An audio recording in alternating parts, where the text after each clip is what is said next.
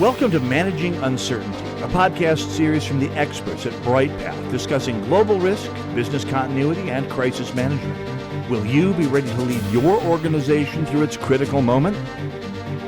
Hello and welcome to the Managing Uncertainty podcast. This is Bryan Strawser, Principal and CEO here at Bryghtpath. Hi, this is Bray Wheeler, Consultant at Bryghtpath. And today we're going to be talking about having a single unified crisis management framework. And I guess I'll sum the problem, because Bray and I were talking about this on the ride back from lunch today as we were struggling to figure out what to talk about on the podcast. And one of the things that we hit on is that we often see the issue in organizations that organically, for all the reasons that seem like the right reason at the time, a lot of companies wind up having siloed incident and crisis management processes that are totally rooted in the kind of problem that a single organization in the company has to deal with. Yes. And over time, they come to realize that they need other teams involved in that process.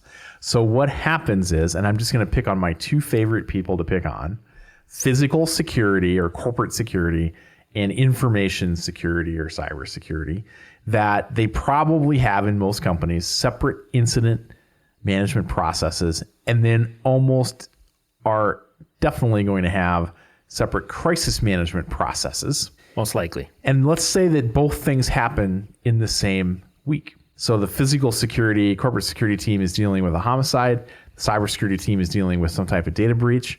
They're probably sending out two different communications that are not coordinated, that have different templates, that have different people at the table to make decisions, maybe not the right people, and not everyone is being informed in a consistent manner. And at the top of that food chain is a CEO who is getting one set of comms from here about one incident and a different set of comms from here about a different incident, and says the infamous WTF. Like, what's going on here? They look different. They look different. They talk different. They're using different language. Maybe one informed me and maybe one didn't. Asking me things or not asking me things. And I don't know. What's my role supposed to be? Yep. You can't see me because I'm raising my arms up in He's gesticulating. What? What's going on? So how do we solve this problem? What do we want companies to do? I think the big thing is it's not inherently bad to have different response systems to, as we're picking on, physical security and information security, because they're inherently different types of problems. Right. However, when we get up into a certain threshold, and however that's defined within the organization, and probably one of the challenges is defining things similarly, you have a threshold that when it is crossed there, that it becomes a enterprise problem, an enterprise response to something. So that way it has a consistent look and feel. It has a consistent inform process, an escalation process, a de-escalation process, a review after action process, that all those things walk and talk similarly, regardless of what the problem is, so that the C-suite, the execs, all know, okay, I understand what's going on. Okay, I understand what's being asked of me. Okay, I understand what's coming next, even if I'm not in it day to day. And throughout the organization, it starts to build that culture of we know what to do. Because a lot of times, to your earlier point, it's not even just the execs that are called in. A lot of times these processes could be pinging the same communications person. Well, yeah, I was about to say, the same HR person. All of these crisis, all these incident types, there's a communications element to the whole thing. And so comms is going to get pulled in multiple different directions as you go through that. What we preach, I think, consistently, and we try to guide our clients towards, is that you want a single unified crisis management process for the organization. You may have some debates about what's an incident and what's a crisis, or like what's an event, what's an incident, what's a crisis, if I use the kind of ITIL terms for IT incidents, or even disaster comes into play in a term, in the world that we live in. But, just think about in our generic discussions we have with companies, when we teach how to build a crisis framework, we talk about 5 types of incidents just kind of generically that companies have operational incidents, so there are disruptions to your business. There are IT or information systems incidents. Those could be cyber incidents, or there could be a tech problem. You have security incidents, physical security incidents. You may have a financial incident, like a liquidity problem. And don't tell me that's not a crisis. That is a huge crisis for companies. And then all of these have reputational components, but you also have a reputational incident. You could have executive misconduct. You could have some 21-year-old intern got the keys to your Twitter account and posted something dumb. I mean, there's a lot of things that can happen there, but there alone are 5 types of incidents before we even get to what industry sector are you in, and does that generate particular types of issues. All of those can become a crisis. They can. And it's one of those things where this is where culture matters with a lot of this stuff, and having some unification of how you're defining things, how you're organizing yourselves, how you're building on each other matters, because it's, as things come through, it may manifest as, to pick on reputation a little bit, it may manifest as a security incident. Security incidents resolve through the process. It escalates up kind of in that response, but how the company handles it, something that happens, some statement somebody makes, all of a sudden makes it a reputational issue. Mm-hmm. Who's running that? Physical security isn't going to feel equipped, and they're going to feel like their job is done, and now all of a sudden it's a reputational piece. Who's on point? Does it start over? Does somebody have to now pick this ball up from scratch and go? Whereas if you have that unified, if you have a consistent escalation process within the company, there's kind of a sense of, I don't want to say comfort, but a sense of confidence in terms of, hey, the security part of this is over, but we're still all engaged and still responding to the reputational component of this and still managing that through its conclusion, in air quotes. Well, and I think some of these situations have multiple dimensions to them anyway, which is why we always talk about having a cross-functional crisis team. But I remember years ago when I was, at my last employer, where we had a reputational issue going on that led to in-person protests at the company's locations. That's no longer just a communications problem. That's now disrupting the business, endangering customers. It requires physical security to be at the table, but it was difficult to get a seat at the table because everyone perceived this as, well, this is the reputational issue. Yeah. It's bigger than that.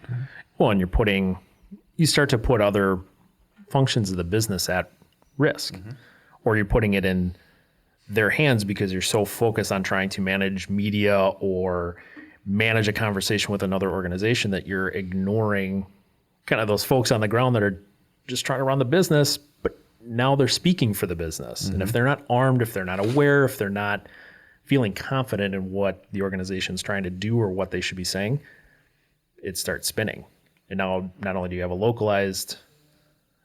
only do you have kind of a bigger issue, you have localized issues, or you have a feeder into that bigger issue that just keeps compounding itself. Mm-hmm. Yeah, I think we keep preaching the idea that a crisis is a crisis is a crisis. How you got to be in the crisis doesn't really matter. The general processes that you're going to use to collaborate across the organization, across the silos, right, to make the right decision, to communicate the results of those decisions, to get buy-in from your executive leadership, or to escalate an issue to executive leadership, those are unchangeable regardless of how you got to the crisis, right? You may have specific actions that you want your crisis team to take based on the type of incident that you started with. Right. And you will. That's important. You will. Like if it's a cyber incident, you've got regulatory requirements, regardless of what industry you're in. You may have a data breach notification provider you need to spin up. There's things you're probably going to have to do that are unique to that type of crisis. The same way that if you're dealing with an active shooter incident, there's some things you're going to need to do that are unique to that type of scenario. But that process of getting together and making decisions and communicating those decisions, it doesn't differ. No. I mean, at the basic level, it's the right people and Right. in the right room, able to make the right decisions. Yep. Clearly defined roles and responsibilities, a escalation pathway to senior executives. The same things we always have talked about when it comes to a crisis framework.